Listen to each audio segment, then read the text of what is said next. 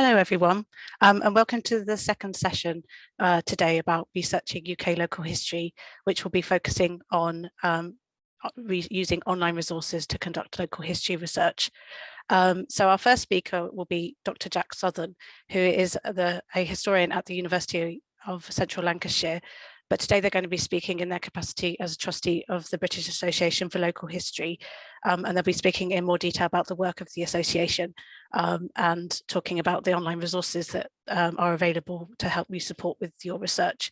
Our second speaker will be Professor Philip Murphy, who is Director of History and Policy at the Institute for Historical Research, and they will be speaking about how you can use online resources to research the history of Caribbean diaspora. And then after will be John Levin, who is the editor for British History Online, and they're going to be talking to you about British History Online, the online resource and how you can use it to conduct local history research. And finally, I'll be speaking about the Bibliography of British and Irish History. So my name is Jenny Lelkes-Rarugal, and I'm one of the editors for the bibliography. And each of our kind of case studies, we're kind of focusing on the general theme of today, which is around researching UK and Ireland towns and cities. And if you have any questions, please do pop them in the chat. And at the end of the, after all the speakers have spoken, there will be time for a Q&A at the end. So without further ado, I'll hand over to Dr. Jack Southern. Thank you, Jenny. I'll just load up the screen. There we go. Hopefully everyone can see that. Thank you for coming, everyone, today.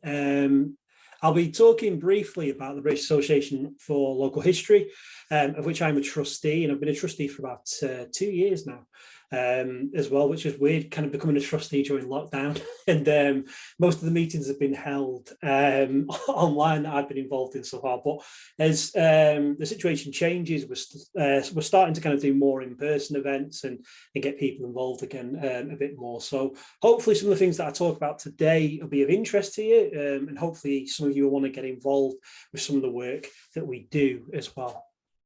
Okay, let me just click next.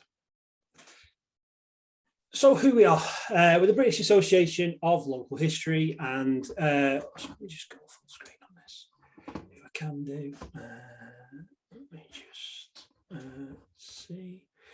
Right.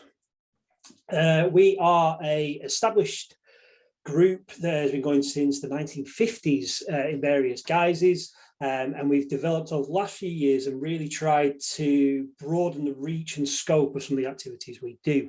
The main aim of what we do and point of what we do is to help support local historians and local history groups in activities, research, and anything really to do with history and heritage around the country.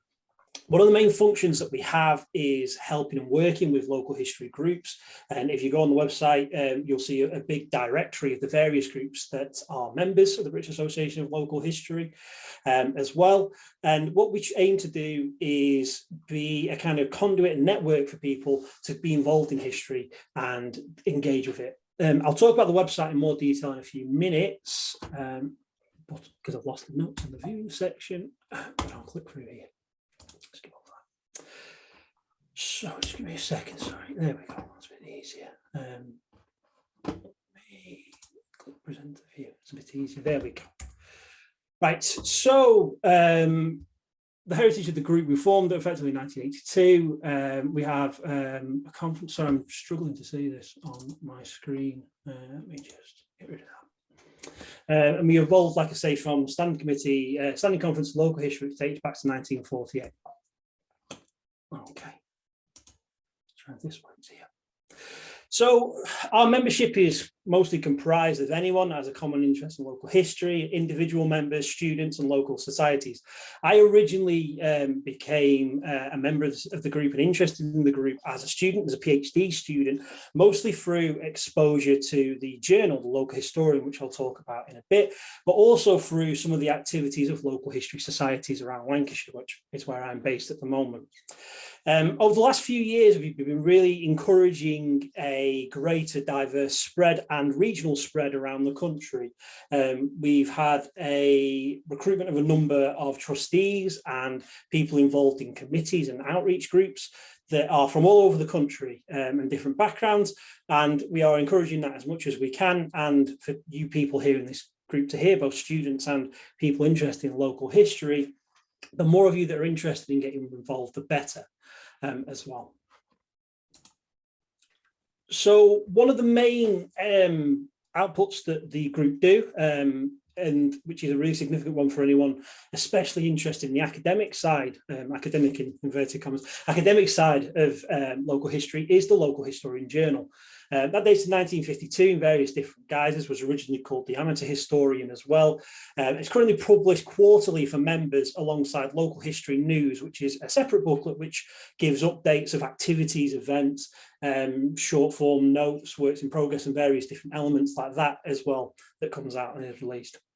It's a mixture of local historians, academics, and other members of people interested in history that write to it as well. So you get a range of people from different backgrounds in terms of education and working environments contributing to the journal. And it welcomes submissions of articles concerning any aspect of local and regional history as part of British Isles, sometimes overseas. It is a refereed journal as well. And it's a fantastic thing to, especially if you're an early career researcher or maybe just starting on your PhD and you're interested in getting involved in writing publications. It's a fantastic opportunity to write something with a captive audience and people that are interested in it and get some really good expert guidance and help to publish it. The articles are absolutely fantastic in it. I've submitted myself a couple of times as well to it. I won't say how successful I was with my submissions, but I've submitted it myself.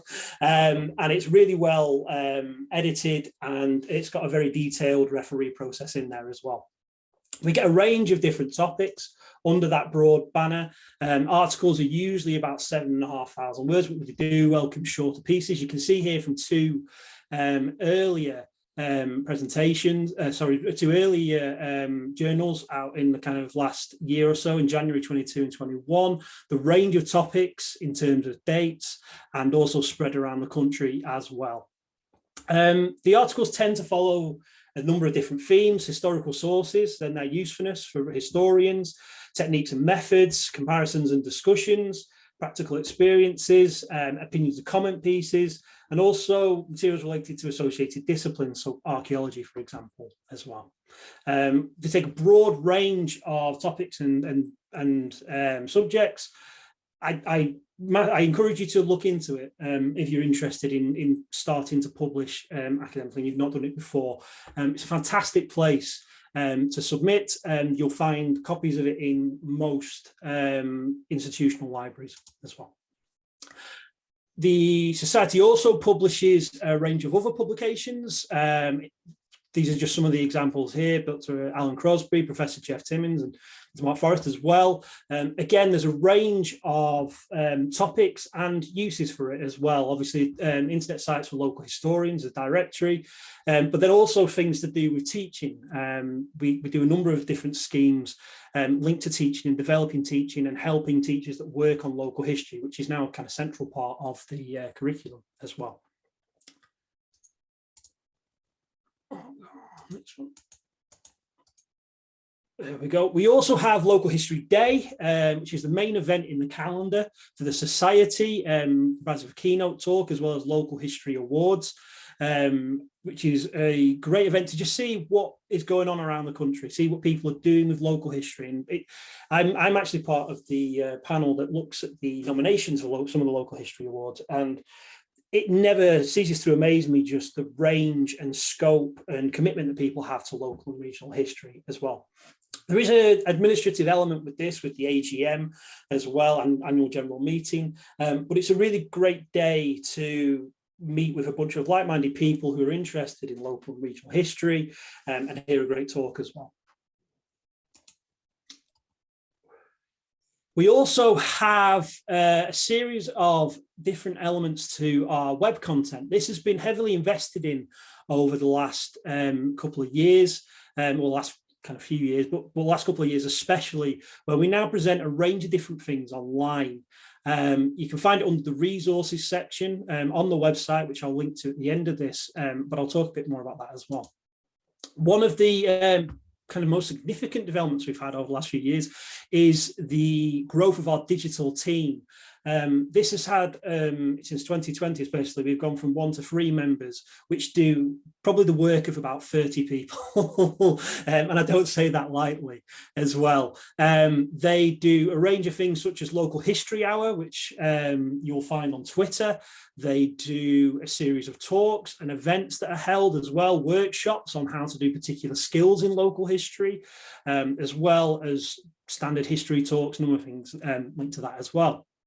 The range of stuff that they do is phenomenal, and they continue to take ideas and proposals to continue to grow that as well, the team there. Two of the people featured there are part of our fellowships that we have every year, and this is open to anyone seeking development within local history. We have a range of people from different backgrounds that apply for these, some PhD students, some that work in different elements of local history, genealogy, and things like that as well. But the emphasis on you being able to develop digital skills with us as well. That can involve video, can involve sound, can involve all sorts of different ideas that you can bring to it. What that does is give you access to support, digital support, technical support as well, but also gives you access to a range of different history societies across the country and a large captive audience for people to kind of listen to the work that you're doing as well.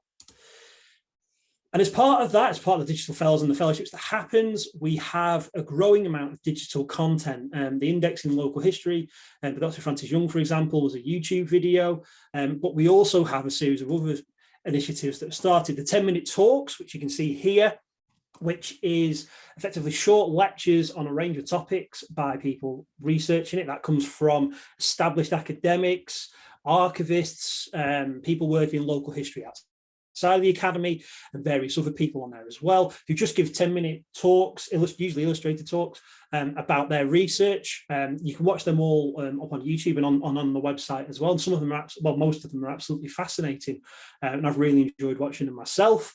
We also have a podcast, which is now into its second series, which is discussions, interviews, and debates, and all sorts of fascinating information about local history, what people are doing in local history. Again, it involves a broad range of people that come on there.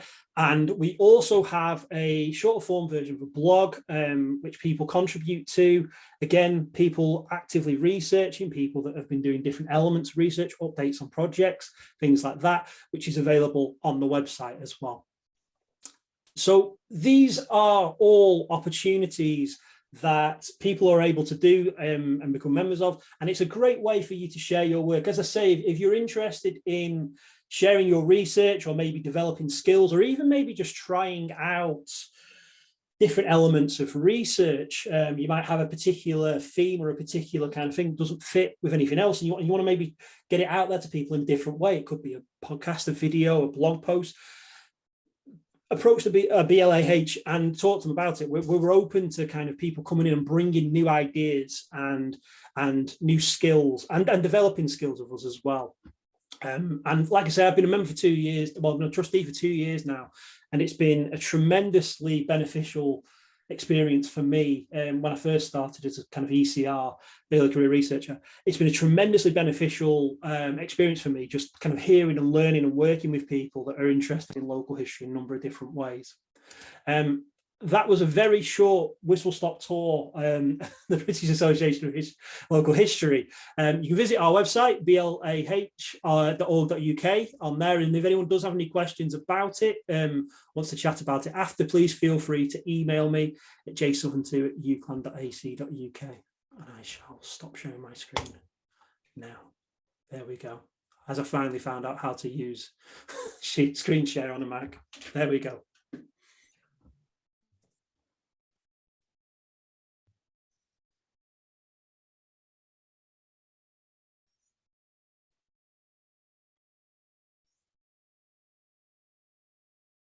Okay, Jenny, shall I go next? Yeah. Yeah. Great. My name is Philip Murphy. I'm Director of History and Policy at the Institute of Historical Research. I wanted to talk a little bit about researching the history of the Caribbean diaspora community in the UK on a kind of local history basis, and really pull together a number of different strands. So the kinds of oral history resources that are available online specifically for the Caribbean community, but more broadly, how you can use online oral history resources for researching local history. And I mean, my interest in this is partly that I run a 3-year HRC funded research project, which is called An Oral History of the Windrush Generation in a Caribbean and Commonwealth Context. So we're conducting oral history interviews with the Caribbean community in the UK, but also with representatives from the Caribbean governments. But as part of that, my colleague Renita Cox is developing a database of existing oral history resources on the Caribbean community in the UK.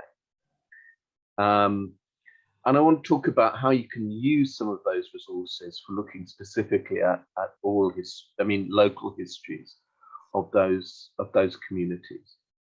So, I mean, the first stop, I think, for anyone, looking for online oral history resources in general, not just on the Caribbean community, is the British Library's website.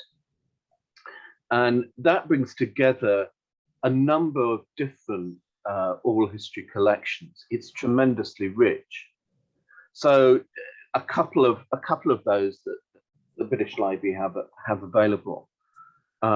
One is the Listening Project. And if you listen to Radio 4 at a weekend, you'll still hear Listening Project interviews being broadcast. And this part of the website pulls together all of these interviews from across the regions from 2012 onwards. Another of those collections which we found very useful in terms of doing oral history research on the Caribbean community is the so-called Millennium Memory Bank, which is a series of interviews, very extensive interviews, which BBC local radio stations conducted in 1998 to 1999 ahead of the millennium.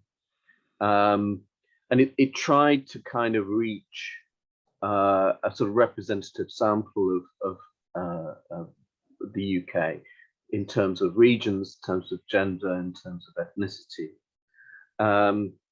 And you can see, if you use the search engine on the right here of the screen, you can do searches which will bring up material across those different oral history collections that the British Library hold. But you can also do specific searches within the Millennium Memory Bank collection, and those will allow you to research counties as well as themes, dates, and particular radio stations. So I think, for anyone interested in local history in general, it's tremendously helpful. And Renita did, basic searches on that engine using terms like Jamaica and Caribbean.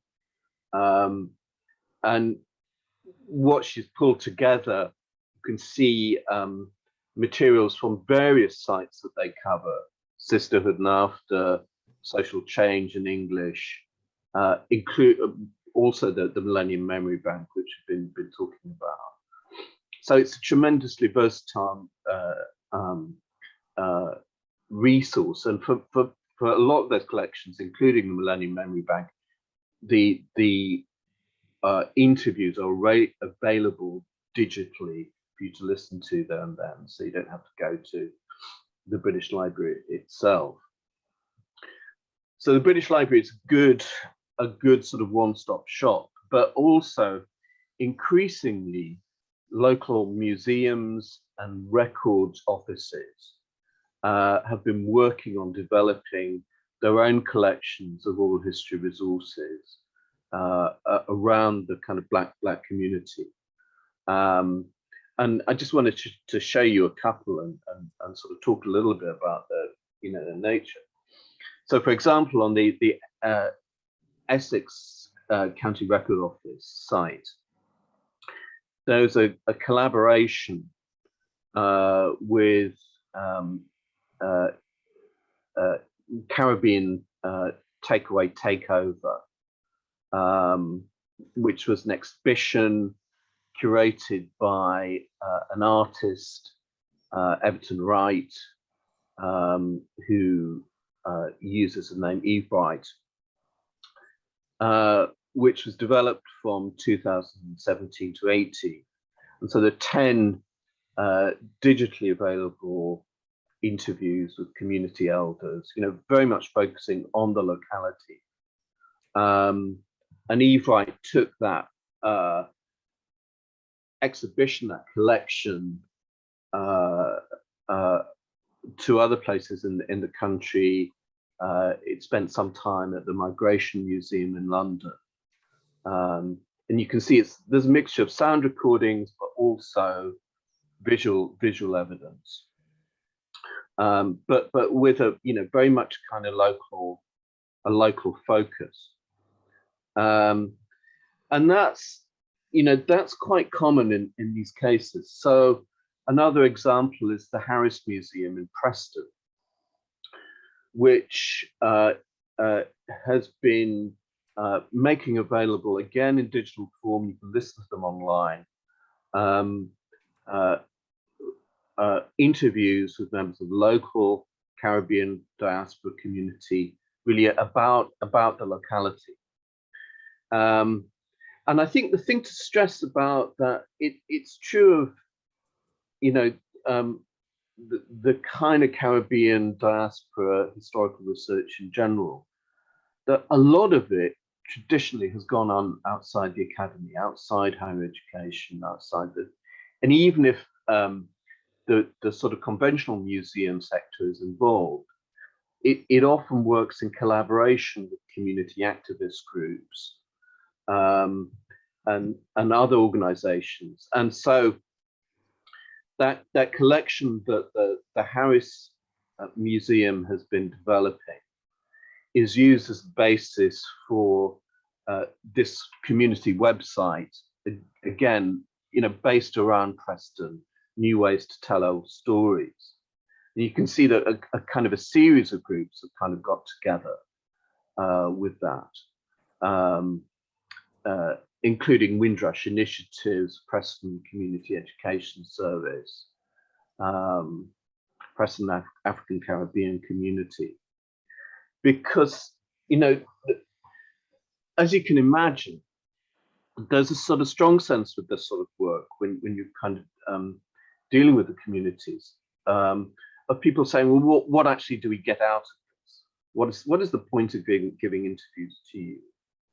So, the answer is that it ties in some form with particular kind of campaigns,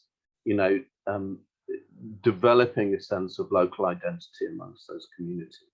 So there's tremendous amount of outreach going on the whole time, and it's sort of slightly different from conventional academic history research, and I think in a very good way, in that it allows the community a sense of ownership for that. There's one just one final thing I want to, if I can, just sort of show you as a sort of clearinghouse, and another sort of essential site that if you're interested in Black history in general, or Black history within your locality, the Black Cultural Archives website is an excellent place to go to find out more about the resources that are available. So if you look at the collections section, you can search the subject guides, search the collections. In some cases, you actually have to go there; they're in physical form. but again, a kind of a very wide range of different sorts of materials on individuals, but sometimes individuals with a very much kind of a local connection and a local base.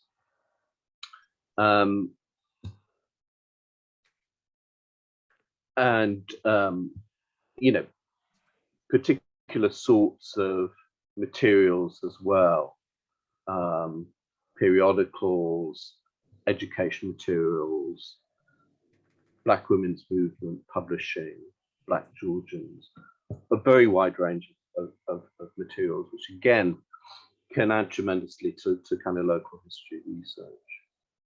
So I leave it from that at that, and I'm happy to answer questions at the end. So thank you very much. Thank you, Philip. So now we'll be hearing from John Levin, who'll be speaking about British History Online. I'm just trying to find the screen share button. There.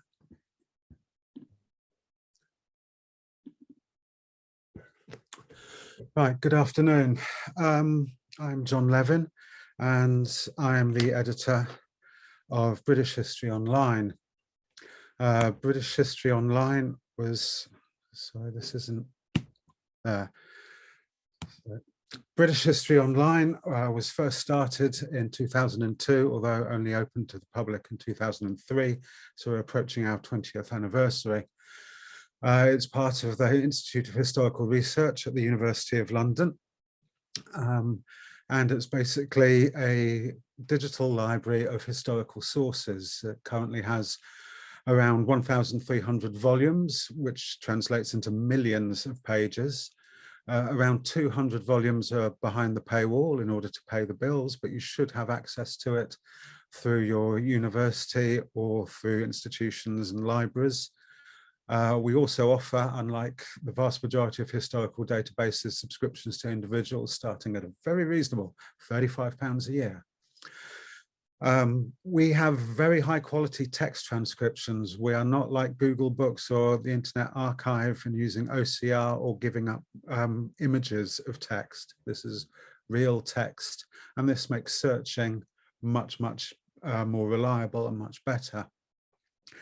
The main focus of B.H.O is, as the name suggests, the history of Britain, which is England, Scotland and Wales, but there are very significant imperial, colonial and diplomatic sources as well, covering Ireland, the Americas and the Caribbean.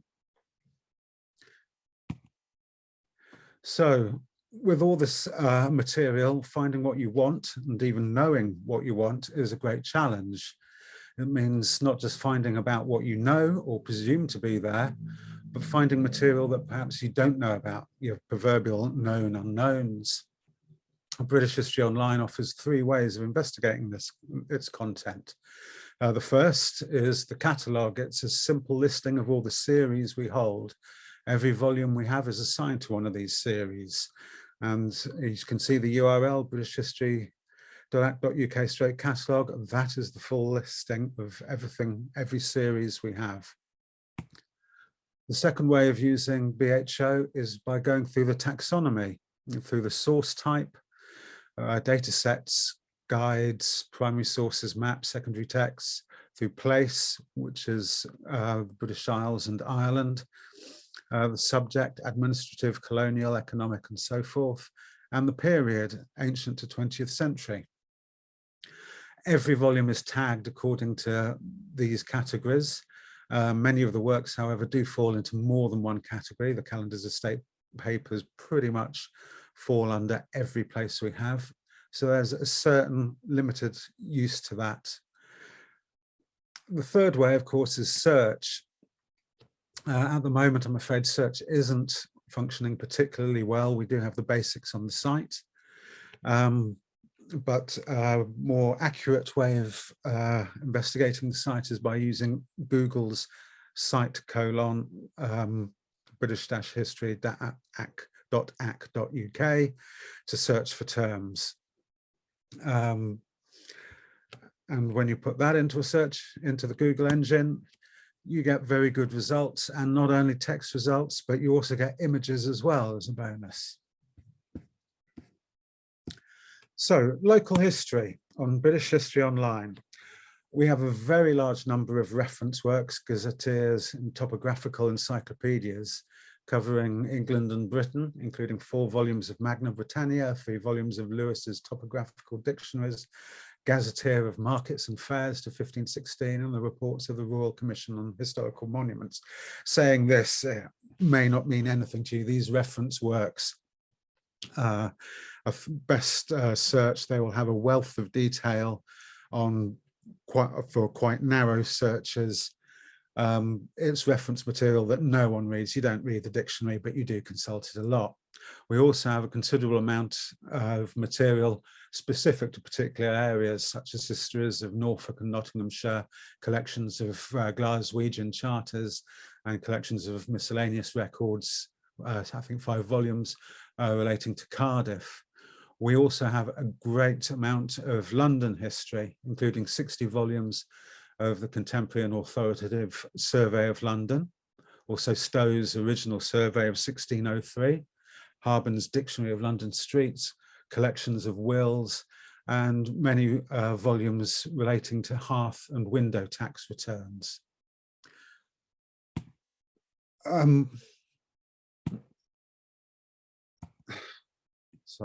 A more coherent set of local histories is provided by the Victoria County Histories. These are known as the Red Books because they are very red indeed, and my colleague Adam Chapman will be talking about them in the next session. British History Online has 172 volumes online, some newer and some older, as the Victoria County Histories project began at the end of the 19th century. Some of the older volumes are extremely dated, so we haven't published them in their entirety, but just selections that have dated better than others. The more modern volumes, however, are published in full, and they provide current, detailed, granular, parish by parish coverage. If you're doing any sort of research in England, and the Victoria County Histories only cover England, this is the place to start. So that's the local history coverage, sort of the geographically based documents that we have.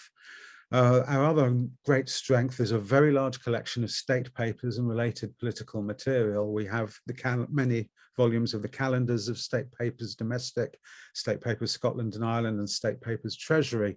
These calendars were compiled mainly in the 19th and early 20th century, summarising documents that can be found in the National Archives today, previously in the Public Record Office.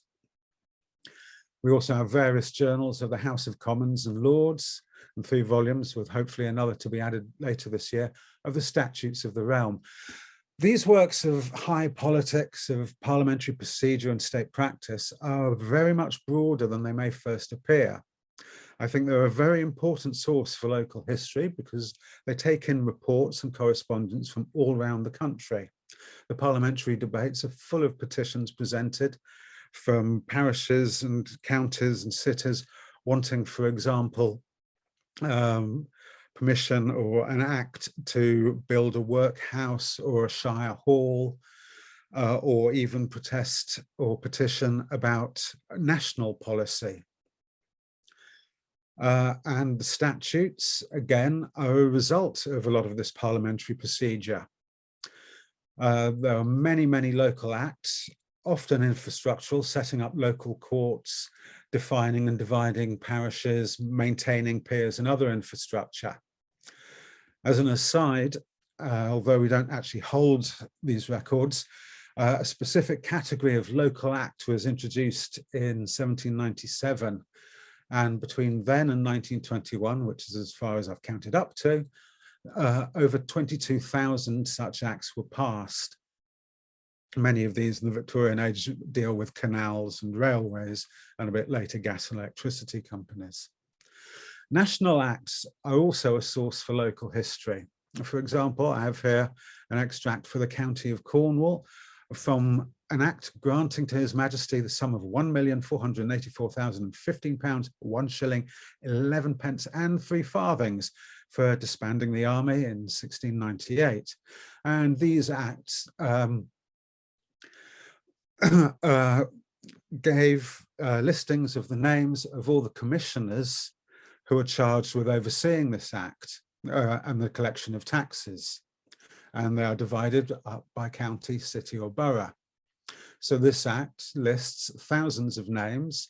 There's an extract of circa 50 for Cornwall, comprising, I believe, the great and the good and the politically reliable, depending on who was in power at the time, of each place. I think this is a very important source of local history, and also one that has not been well mined.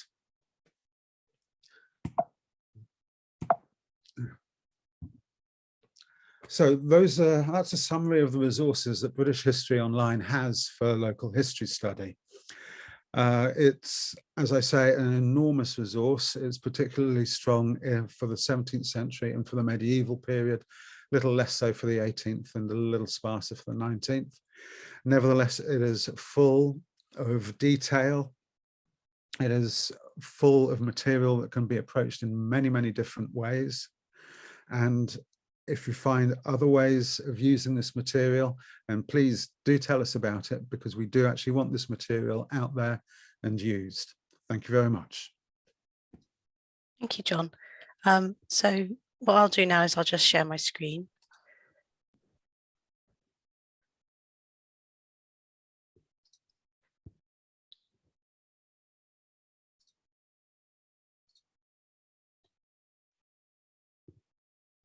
So as mentioned at the beginning of the session, my name is Jenny Lelkes-Rarugal and I'm one of the editors for the Bibliography of British and Irish History. And today I'm going to be speaking about how you can use the bibliography to undertake local history research with a particular focus on researching UK and Irish towns and cities. So as a bit of a background to the bibliography, it was established in 1909 by the Royal Historical Society and has been at the IHR since 1946, and since 2010 has been published by the academic publisher Brepols.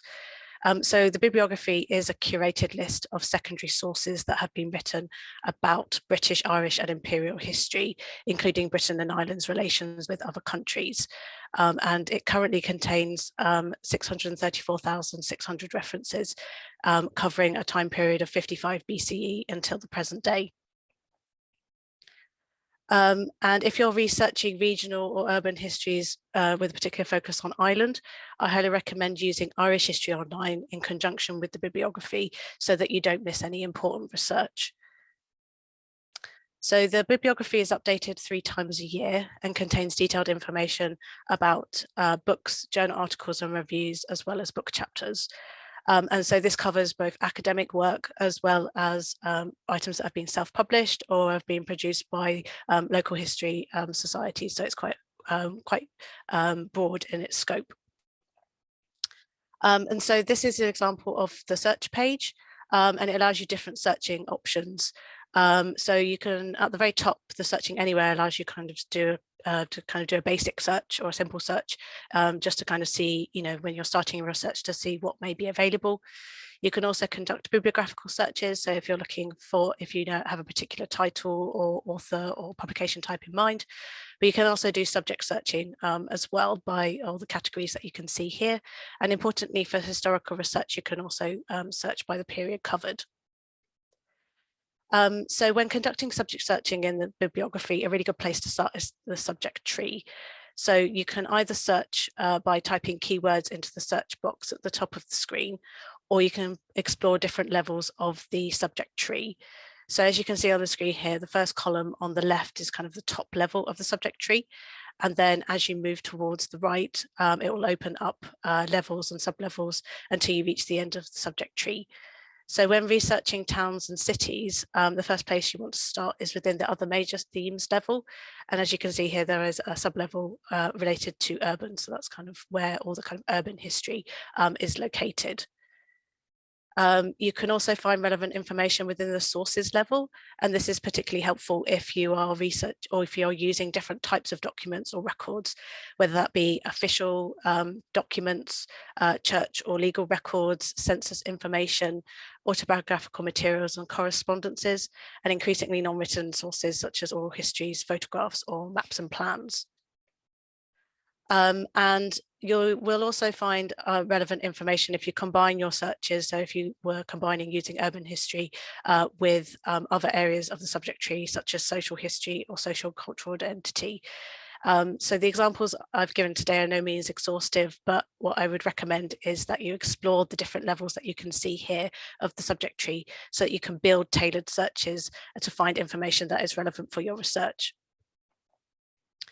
The bibliography also enables you to search by geographical location within the place names tree.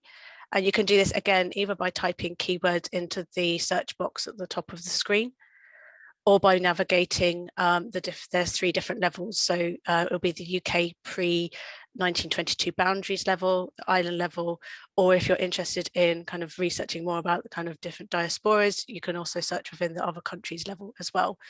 And you would explore this in a very similar way to the subject tree as explained before. And as you can see in this example here, there are, for some towns and cities such as Cardiff, there are really specific districts or landmarks within that city. So it enables you to build very detailed searches that are very focused on your research interests.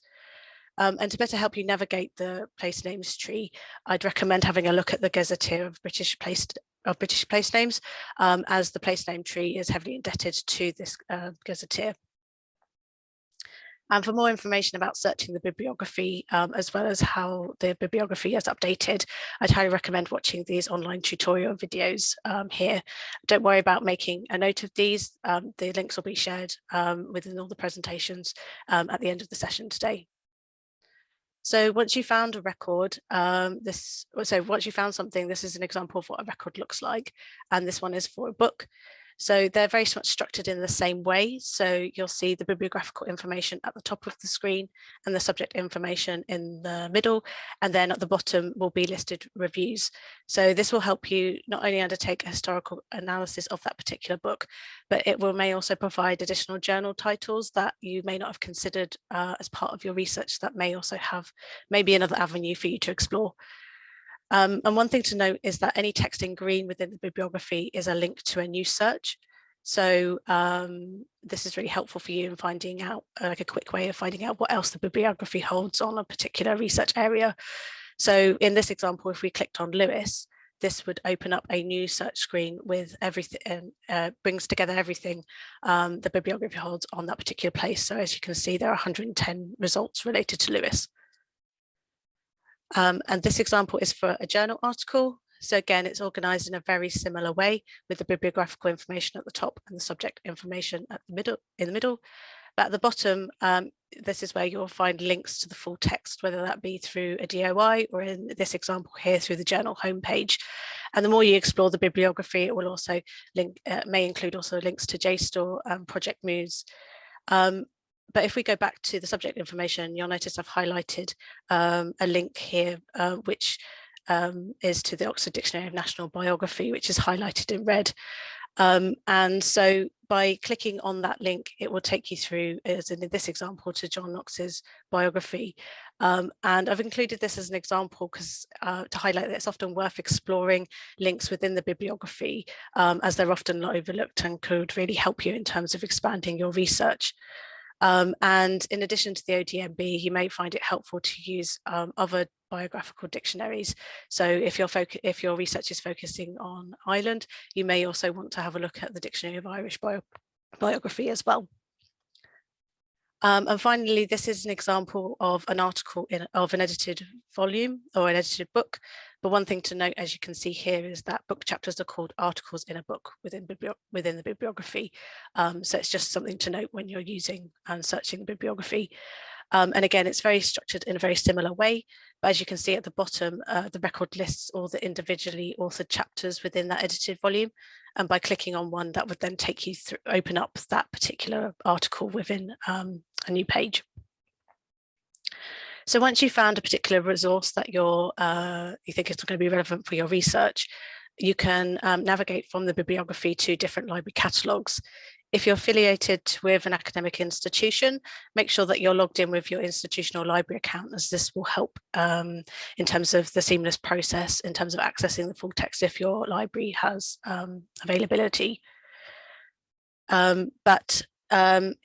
In addition to, if you aren't associated with an academic institution, you can access the bibliography within the IHR. And you can access this from the IHR's library catalogue or the online collections pages, as you can see here, but you need to be in the building to access it. And you can do this either through being on an IHR library computer or connected to the University of London Library's Wi-Fi on your own device. One thing to note though is that due to licensing restrictions, offsite access to the bibliography is mostly limited to the students from the School of Advanced Studies, as well as fellows and staff at the university. But like with British History Online, if you are a member of the Royal Historical Society or the IHR Friends, you can get a individual subscription to the bibliography at a reduced rate of £35 for the year. So if we return back to the results page, you'll notice at the top of the record there are different options that you can use to be able to find and access materials. So firstly, you can search by your institutional library, which may appear as different logos, as you can see here. By clicking on this, you'll be taken through to your library catalogue, where you'll find information about the print availability or online access. You can also search by Google Books. So on the left-hand side, if you click on the drop-down menu, get this book in print, and then select Find in a Library, you'll be taken through to WorldCat. This is particularly useful if you're an independent researcher, or if you're not based in the UK or Ireland, or if you wish to request an item through Document Supply or Interlibrary Loan. And alternatively, you can also click on Library Discover. So this will open up that particular record within JISC's Library Hub Discover.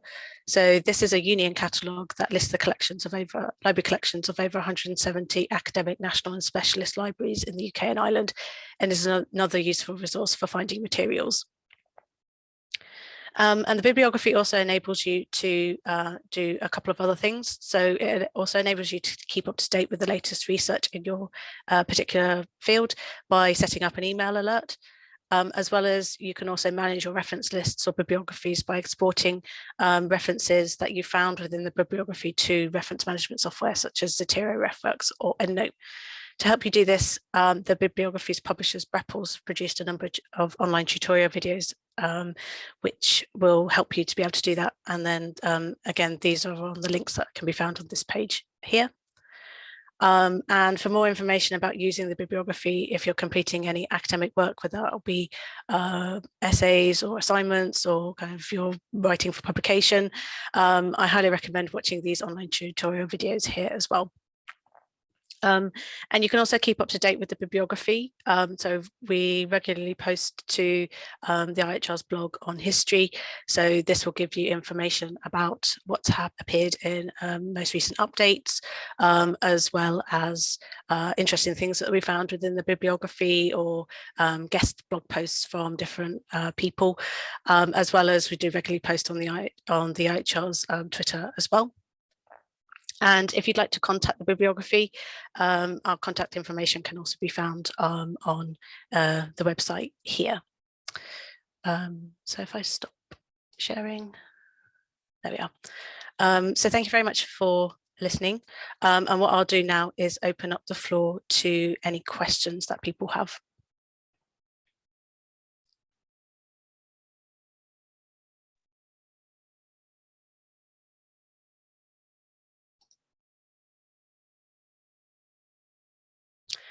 So whilst we wait for questions, I did have a question for the panel around maybe just to kind of start things off around what your kind of go-to online resources are, any additional things that you may be using that you think might be helpful for people in terms of conducting their research. I mean, I'll jump in. Obviously, the ones just mentioned then are always key starting points. But I think there's a great discrepancy in some of the search engines for particular archives. Archives Hub, I think, is an excellent one that allows you to access institutional collections as well, university collections, as well as collections held in other archives as well. Archives Hub, I think it's a really interesting one that people overlook a lot of the time as well, in terms of when they're searching for raw materials. I'm obviously doing a talk in the later session about researching this, but the other thing I'd also mention is, especially in the north of England, is that local libraries are so usually searchable online, but still have tremendous amounts of stuff that they shouldn't have, basically. And you can find some really, really rare things out there that should have gone into other archives and didn't. So it's always worth checking on those search engines as well before you start your search for sources and archives. Thank you. In terms of other places that I was thinking of in terms of specifically kind of secondary resources, it might also be kind of the directory of open access journals and the directory of open access like institutional repositories. So this is kind of unpublished material, open access materials, whether that be that haven't necessarily made it into academic journals, is another place to look. And a lot of this is often free materials that you can access as well. But it's not just based in the UK and Ireland, it has a kind of international scope as well. So there are other places, they would be other sources that I would recommend having a look at as well. I think it's a really important point, Jenny. And I was talking to someone recently about who didn't have access to the kind of subscription packages for articles like JSTOR. And, you know, we were saying that actually, if you use Google Scholar now, you can find an awful lot of materials that are not behind a paywall, because often, you know, academic authors will be encouraged to make sort of pretty much final drafts of the articles, you know, available via their university repositories. So I think the kind of, you know, the sort of the balance is changing a little bit. I think some of the control that was exercised by the big publishers of academic journals is slightly breaking down a bit to the advantage of, you know, the non-institutionally based research. Yeah, I totally agree. And also I had noticed through the pandemic, but I think it might have been before that, big kind of like big platforms such as JSTOR or Sage are increasingly having an open access arm as well, where you can search for material as well. There is a question in the chat that has come from Sharon, which is about going over the British Library oral history search functions, whether there are transcriptions or are they well indexed or keyword? That, you know, you can use really effective keyword searches for, you know, the collections as a whole, and then within particular oral history collections, they have their own finding aids, which can be quite useful. I mean, mostly the stuff is you actually hear the recordings themselves. And this is sometimes a problem with oral history, that there is a kind of resistance to transcription, because a certain amount is lost in transcription, you know, particularly if you're interested in dialogue. So often what you will get digitally will be the sound recording rather than a transcription. Cool. So I hope that helps in terms of answering your question, Sharon. Is there any other questions that have come? If anyone wanted to raise their hands or anything from those who are attending? Can't see any. So obviously, if you do have any other questions or things, do put them in the chat. So in terms of the other session, there's a final session happening today, which is at 5:30, which is the kind of third session, which is focusing, as Jack had mentioned, that they'll be speaking at, which is focusing on research centres and archives.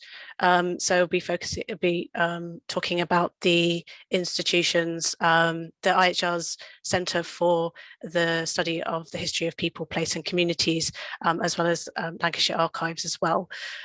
So again, that will be starting at 5:30 this afternoon.